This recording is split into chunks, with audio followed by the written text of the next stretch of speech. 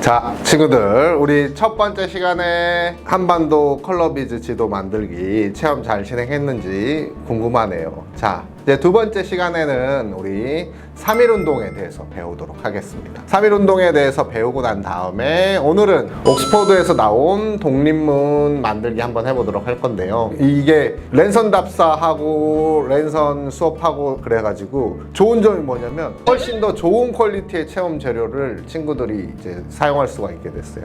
보통 답사 가면은 친구들이 밥 먹는 거, 그 다음에 입장료, 버스 대여하는 거 이런 비용들이 있는데 그 비용들이 안 나가니까 대신 친구들한테 훨씬 더 좋은 퀄리티의 체험 키트를 제공할 수가 있어요. 그래서 선생님 나 같은 경우에는 친구들 만나는 게 굉장히 좋아요. 만나는 게 좋고 직접 모르는 거 수업하는 내용에서 이야기 듣고 질문 받고 또 만들기 체험 학습할 때 친구들 도와주는 거 굉장히 좋은데 그거를 못 한다는 건 아쉬움이 있는데 또 이렇게 랜선으로 하게 되니까 친구들한테 좋은 걸 해줄 수 있는 부분들은 또 있어요. 그래서 세상의 모든 일들이 그렇습니다. 모든 게 안 좋은 것 같지만 또 좋은 건 좋은 거대로 있어요. 일본이 우리나라를 뺏어가기 위해서 1876년 강화도 조약부터 시작해서 우리나라를 뺏어가기 위한 준비를 시작을 합니다. 그래서 1894년에 동학농민운동 때 일본군 군대를 진주시키고 1895년에 청일전쟁을 일으켜서 전쟁에서 승리하고 그 다음에 1905년에 러일전쟁을 일으켜서 전쟁에 승리하고 외교권 뺏어가고 군대도 없애고 경찰도 다 해산시키고 난 다음에 1910년 8월 19일 날 일본이 우리나라를 강제로 뺏어가는 한일 병합 조약을 맺습니다. 이 날을 우리나라는 경술련에 일어난 국가적인 치욕이라고 해서 경술국치라고도 부릅니다. 1910년 8월 29일 날 이제 대한제국, 조선에서 이름을 바꾼 대한제국이 공식적으로 멸망하는 날이죠.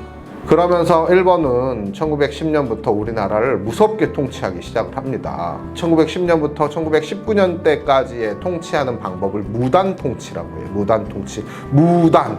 강력한 힘을 이용해서 통치를 하는데 이 무단 통치에서 가장 중요한 건 뭐였냐면 헌병이 우리나라 사람들을 다스린다는 겁니다. 우리나라 친구들, 이제 대한민국에서는 경찰들이 친구들을 이제 뭐 예를 들어서 신호를 위반한다거나 혹은 도둑질을 한다거나 이런 사람들을 잡아주죠. 그런 사람들은 경찰이에요. 근데 헌병들이 있습니다. 군인 경찰들. 군인 경찰들은 군복을 입고 옆에다가는 기다란 총을 친구들 앞에 보여주면서 경찰 업무를 보는데 이 위압적이고 강압적인 모습들 때문에 친구들은 쉽게 자유로운 활동들을 하는데 조금 억압이 있는 거죠. 그래서 일본 같은 경우에는 제일 먼저 했던 일이 야!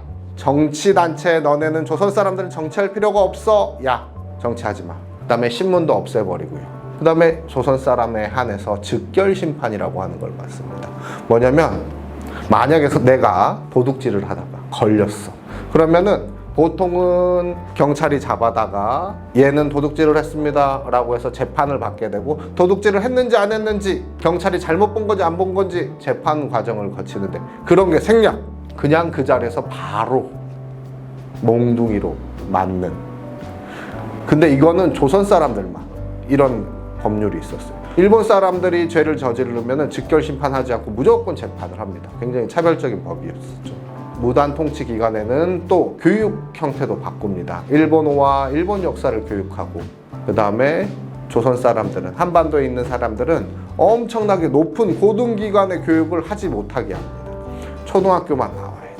초등학교 교육을 시켜주는 이유가 뭐냐면 글을 알아야지만 친구들한테 일을 시켜먹고 더하기 빼기 산수를 할 수 있어야지만 작은 잔심부름을 할 수가 있잖아요.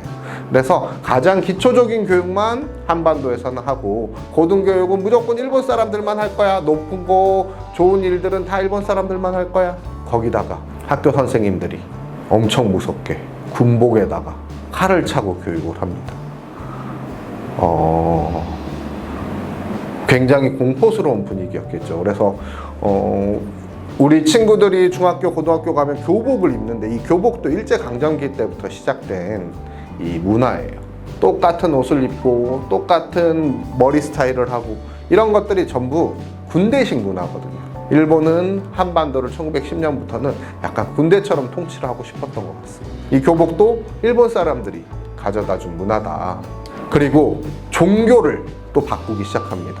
종교를 바꾸기 시작하는데 법적으로는 일본 사람들이 야, 종교는 자유롭게 믿어도 됩니다 라고 하지만 보장을 법적으로는 했지만 강제적으로 신사참배를 강요를 했습니다. 일본의 전통적인 종교가 있습니다. 신도의 사당을 참배하는 건데 서울의 가장 높은 공간이었던 남산 한가운데다가 조선 신궁이라고 하는 일본 전통 종교 사당을 만들어 놓고 해마다 1월 1일, 양력 1월 1일 날 강제적으로 참배를 하게 했었습니다. 참배하지 않으면 불이익을 주면서. 그래서 사실 법적으로는 자유롭지만 실제로는 자유로운 종교 활동이라고는 할 수는 없겠죠. 한반도 안에서는 일본 사람들이 가장 많이 뺏어갔던 게, 처음에 가장 많이 뺏어갔던 게 바로 쌀입니다. 쌀 농사라고 하는 거는 지금도 그렇지만 농사를 잘 지으려면은 하늘의 도움이 있어야 돼요. 비가 한 번에 너무 많이 내린다거나 태풍이 온다거나 이러면은 한반도의 농사가 잘 안 됩니다. 근데 일본 같은 경우에는 항상 여름마다 태풍이 가요. 거기에다가 한 100년 전에는 지금처럼 농사 기술이 잘 발전하지도 않았기 때문에 이 태풍 같은 거 한 번 오면은 농사가 다 망하게 돼요. 그래서 먹을 게 없어져, 일본 안에. 그렇게 되면 많은 사람들이 어떻게 되냐면 농사를 짓고 싶어 합니다. 농사를 지으면은 일본 같은 경우에는 더 많은 공장에 사람을 데려다가 일을 시켜야 되는데 농사 짓는 사람들이 많아지면 공장이 잘 안 돌아가잖아요. 그래서 야, 먹을 거 충분하게 해줄게 라고 하면서 우리나라 한반도에 있는 쌀을 전부 다 가져다가 일본으로 갖고 가게 됩니다. 이렇게 되면 어떤 문제가 발생하느냐, 한반도 안에서는 쌀값이 엄청나게 올라요. 우리나라 사람들이 먹을 쌀도 없는데 일본에다가 엄청나게 싼 값에 쌀을 팔게 돼요. 그러면은 우리나라 한반도 안에서 쌀값이 진짜 높아지겠죠. 우리 한반도는 그냥 일본의 식량 창고 역할로 전락을 해버리게 됩니다. 쌀만 뺏어갔느냐? 그렇지 않습니다. 토지조사 사업이라고 해서 우리나라 땅도 엄청나게 많이 뺏어갔어요. 지금처럼 우리나라 같은 경우에는 야, 이 땅은 신인재 선생님 땅, 이 땅은 군포 청소년 수련관 땅, 요렇게 다 땅이 사실 땅 문서 하나 가지고 이제 땅 주인을 이렇게 파악하던 시절이었는데, 야, 우리가 국가가 너네 땅들을 관리해 줄게. A라고 하는 땅은 신인재 선생님 땅, B라고 하는 땅은 군포 청소년 수련관 땅, C라고 하는 건 군포시 땅, 뭐 이런 식으로 이렇게 기록대장을 만들어줄게 라고 하면서 토지조사 사업을 합니다. 근데 이 토지조사 사업할 때 엄청나게 많은 땅이 일본으로 넘어가게 돼요. 가장 많이 넘어갔던 땅은 어떤 땅이냐면 바로 마을 공동체가 갖고 있었던 땅이에요. 조선시대 같은 경우에는 마을에서 일어나는 여러 가지 행사들이 있어요. 장례식이라던가 결혼식이라던가 마을의 잔치 같은 걸 한다고 하면은 여기에서 나오는 경비를 마을이 공동으로 소유하고 있는 땅에서 나온 수익 가지고 잔치를 하는 경우가 많았대요.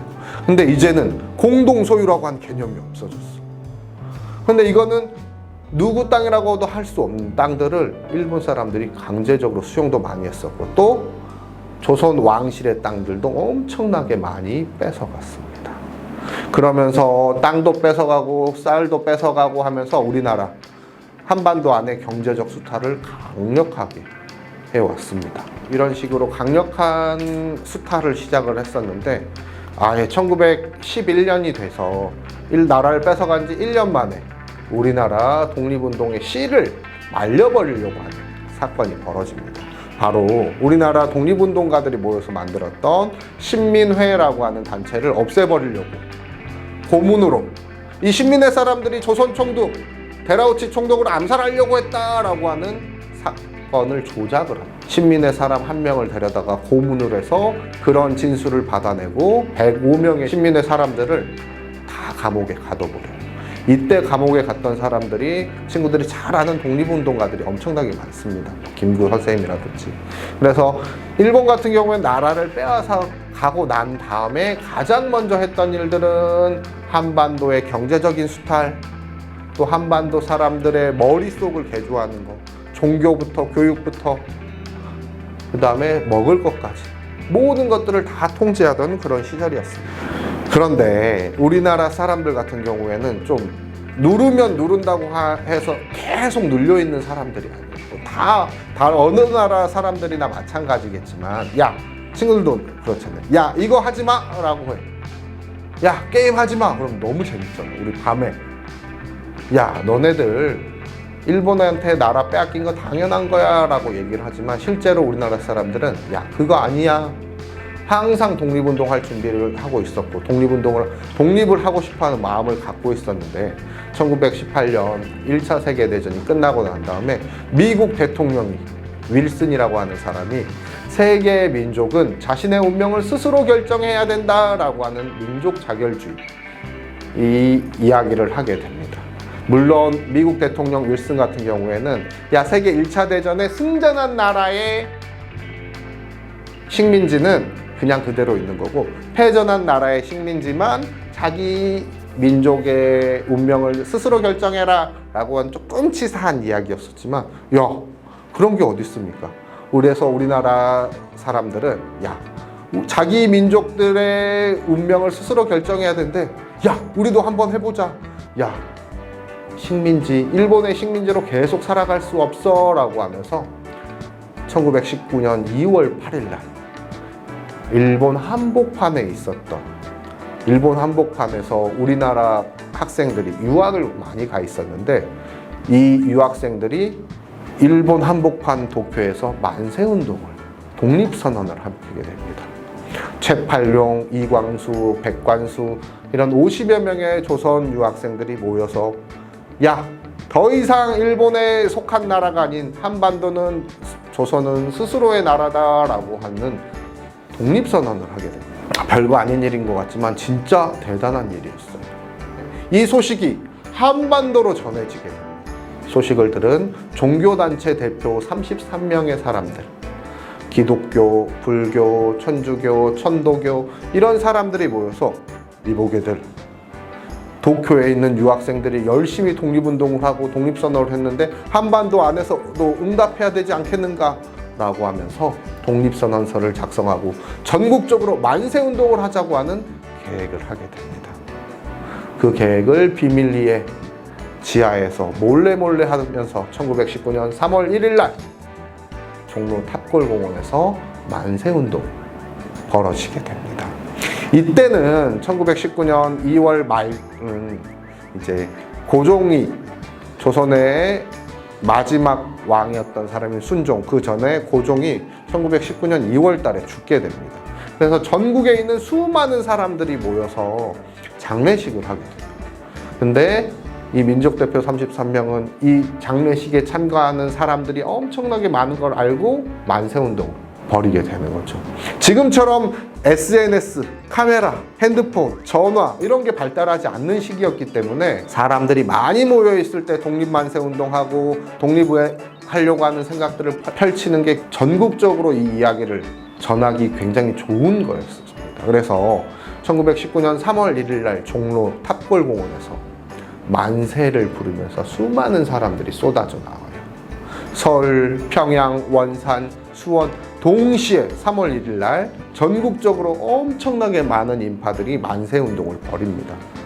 이 3일 만세운동은 한 번에 끝난 게 아니라 수개월 동안 계속해서 전국적으로 이 만세운동이 벌어지게 됩니다. 근데 일본 제국주의자들은 엄청나게 멍청한 결정을 합니다. 야, 이 만세운동에 태극기 만들어내는 애들 학생들이야. 만세운동의 독립선언서를 널리 퍼뜨리는 애들 학생들이야. 그래서 학생들을 모이지 못하게 해야겠다 라고 하면서 야, 서울에 있는 학교를 전부 다 폐쇄한다 하는 결정을 해요. 그러니까 서울에 와 있던 유학생들, 저기 목포에서 사는데 서울로 공부하러 왔던 사람들, 제주도, 부산, 평양, 의주, 원산 전국적으로 모여있던 사람들이 고향으로 돌아가게 됩니다. 고향으로 돌아가서 엄마, 아빠, 서울에서는 엄청나게 큰 만세운동이 일어났는데 우리도 한번 해봅시다. 태극기 내가 그릴 줄 알아요. 독립선언서 내가 몰래 갖고 왔죠. 우리 이거 똑같이 써가지고 사람들한테 나눠줍시다. 이렇게 돼버립니다. 일본 제국주의자들의 멍청한 결정 덕분에 우리는 훨씬 더 독립운동을 널리 펼칠 수가 있었고, 이런 방법으로 독립운동을 했던 사람이 잘 알려져 있던 유관순이죠. 이 만세운동은 전국적으로 퍼져나갔는데 우리는 경기도에 살고 있잖아요. 경기도의 만세운동에 대해서 조금 더 알아볼 필요가 있는데 1919년 3월 한 달간 우리나라에서는 1600여 건의 만세운동이 벌어집니다. 이 만세운동 중 가장 많은 만세운동이 있었던 곳이 어디냐면 바로 경기도예요. 약 420여 건의 만세운동이 일어납니다. 가까운 이 군포 바로 밑에 수원 같은 경우에는 3월 1일부터 수원 화성에 있는 방화수류정에서 3일 여학교 교사 선생님이었던 김세환이라고 하는 사람이 주도해서 만세운동을 벌입니다. 근데 우리 친구들 학교에서는 배웠던 3.1운동의 특징, 비폭력적이고 무저항적이었다라고 하는 거 엄청나게 많이 배웠을 거예요. 선생님도 어렸을 때 그렇게 배웠어. 근데 실제로는 그렇지 않았습니다. 왜냐? 만세운동 벌이는데 일본 경찰들이, 헌병들이 사람들을 총으로 쏘고 칼로 찌르고 이러면 어떻게 해? 우리도 우리를 지켜야 될 거 아닙니까? 그래서 일본 군대가 우리나라 사람들을 죽이고 집도 불태우고 그러니까 우리나라 사람들도 헌병들의 주재소, 지금으로 치면 경찰서 같은데 다 불태우고 우리 땅 뺏어갔던 면사무소 이런 것들도 엄청나게 많이 불태웠어요. 수원 같은 경우에는 3월 달에는 처음에는 만세운동을 벌이다가 나중에는 밤중에 횃불 들고 하는 횃불 만세운동을 벌였습니다. 안성 같은 경우도 마찬가지예요. 안성 같은 경우에서는 좀 더 심한 독립운동이 있었습니다. 왜냐하면 안성은 당시에 엄청나게 넓은 평야가 있는데 농사를 많이 짓는 지역이었어요. 근데 그 지역에서 쌀도 많이 빼앗아가고 땅도 많이 빼앗아가니까 안성 읍내에서의 만세운동은 훨씬 더 강력하게 벌어집니다.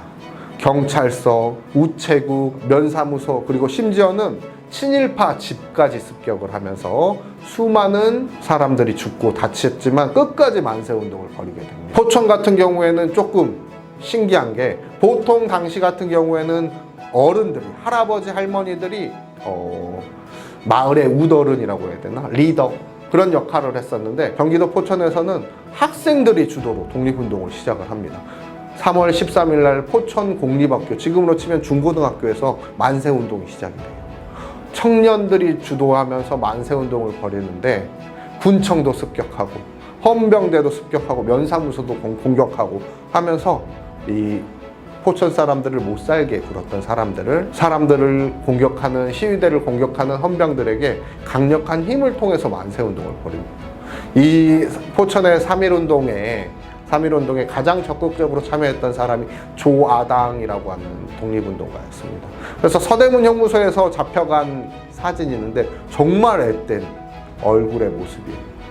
근데 이 3.1운동 3월 1일 날 우리 국경일로 지정을 하면서 국가의 경사스러운 날로 지정을 하면서 도대체 왜 이 3.1운동을 엄청나게 중요한 행사, 나라의 중요한 날로 이렇게 평가를 하냐면 일단 첫 번째는 대한민국이라고 하는 나라, 한반도에 있었던 조선이라고 하는 나라가 일본한테 더 이상 식민지로 남아있고 싶지 않다라고 하는 의지를 전 세계에 알린 커다란 사건입니다. 이 사건을 계기로 우리나라 독립운동가들은 한반도 안에서 독립운동이 조금 어려울 것 같아서 중국으로 건너가서 대한민국 임시정부를 만들게 됩니다. 이 대한민국이라고 하는 단어가 3.1운동이 끝나고 난 다음에 처음으로 생긴 거예요. 그 전에는 대한민국이라고 하는 단어 자체가 없었어. 그래서 한반도의 역사, 대한민국 역사의 시작이라고 볼 수가 있습니다. 그래서 이 3.1운동 자체는 만세운동을 잘 아는 것도 중요하지만 3.1운동 이후에 어떤 역사가 시작되는지, 독립운동이라고 하는 게 대한민국을 어떤 식으로 만들게 됐는지도 굉장히 중요합니다. 그래서 우리가 알고 있었던 만세운동을 수원, 안성, 포천 요런 경기도에 있었던 만세운동도 함께 알아보면서 이번 시간을 마무리하도록 하겠습니다. 자, 그리고 나서는 이제 독립문 한번 만들어 보도록 하겠습니다.